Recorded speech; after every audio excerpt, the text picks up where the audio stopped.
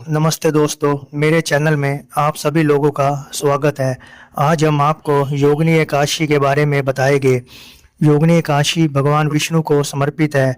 यह एकादशी 10 जुलाई शुक्रवार 2026 से लेकर 11 जुलाई शनिवार 2026 की सुबह 6 बजे तक रहेगी। योगिनी एकादशी का पारण समय 11 जुलाई शनिवार 2026 को दोपहर 1:50 PM से लेकर 4:40 PM के बीच में होगा। इस दिन भक्त भगवान विष्णु जी की कृपा पाने के लिए पूजा पाठ, कर्म कांड, मंत्र जाप का उच्चारण करते हैं। सामान्य मनुष्य को भी योगिनी एकादशी का व्रत रखना चाहिए, जिसकी विधि इस प्रकार है। प्रातः भोर में नहाकर साफ पीले, गुलाबी, हरा, लाल, सफेद कपड़े पहने फिर भगवान विष्णु और लक्ष्मी माता की सच्चे दिल से पूजा पाठ कीजिए। अगर आपके घर के मंदिर में भगवान की मूर्ति या वस्त्र खंडित हो गए हैं तो उन्हें जल प्रवाह कीजिए और दूसरी मूर्ति लाए और उन्हें वस्त्र पहनाएं। मंदिर को अच्छी तरह साफ कीजिए और भगवान विष्णु का मंत्र ओम नमो भगवते वासुदेवाय का मंत्र का कम से कम 108 बार जाप कीजिए। इस दिन आपको सात्विक रहना है। इस दिन आप अपने सामर्थ्य के अनुसार दान पुण्य कीजिए। पेड़ पौधों पर पानी डालिए, बेजुबान जानवरों को रोटी दीजिए, भूखों को खाना खिलाइए। अगर आपका सामर्थ्य नहीं है दान पुण्य करने का तो आप पूजा पाठ अवश्य कीजिए और सात्विक बनकर रहिए और योगिनी एकादशी की कथा सुनिए। आज हम आपको योगिनी एकादशी की पुण्य कथा सुनाने जा रहे हैं। जो भी व्यक्ति इस पावनी कथा को पूरे मन से सुनता है, उस व्यक्ति के जीवन में जितनी भी मुश्किलें बाधाएं वे समाप्त होती है और अक्षय पुण्य की प्राप्ति करता है।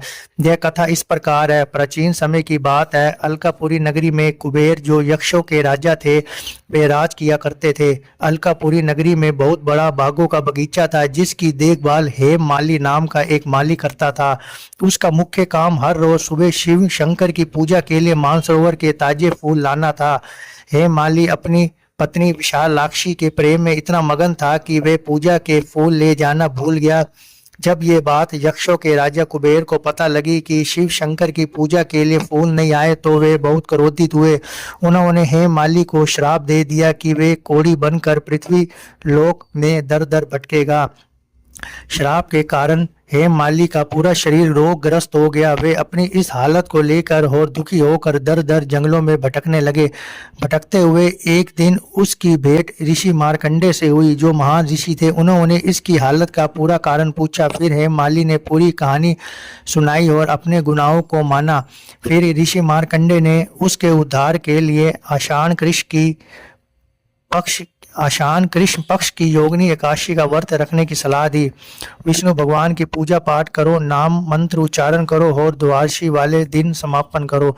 ये व्रत रखने पर तुम्हारे सारे रोग समाप्त हो जाएंगे। फिर हेम माली ने ऋषि मार्कंडे की बताई हुई योगिनी एकादशी व्रत को पूरे निष्ठा भाव से रखा। व्रत के प्रभाव से उसके सारे रोग समाप्त हो गए और वे पूरी तरह स्वस्थ हो गया और वे अपने दिव्य शरीर के साथ स्वर्ग लोक को वापस लौट गए। योगिनी एकादशी का व्रत सभी प्रकार के पापों का नाश करने वाला है और रोगों से मुक्ति प्रदान करने वाला है। ऐसा मानता है कि इस व्रत का फल 88,000 ब्राह्मणों को भोजन कराने के बराबर माना गया है।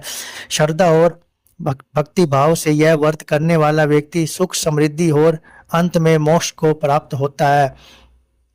बोलिए श्री हरि विष्णु भगवान की जय। अगर आपने अभी तक हमारे चैनल को सब्सक्राइब नहीं किया तो कृपया करके सब्सक्राइब कर ले, ताकि ऐसी पवित्र कथाएं की जानकारी हम आपको प्रदान करते रहे।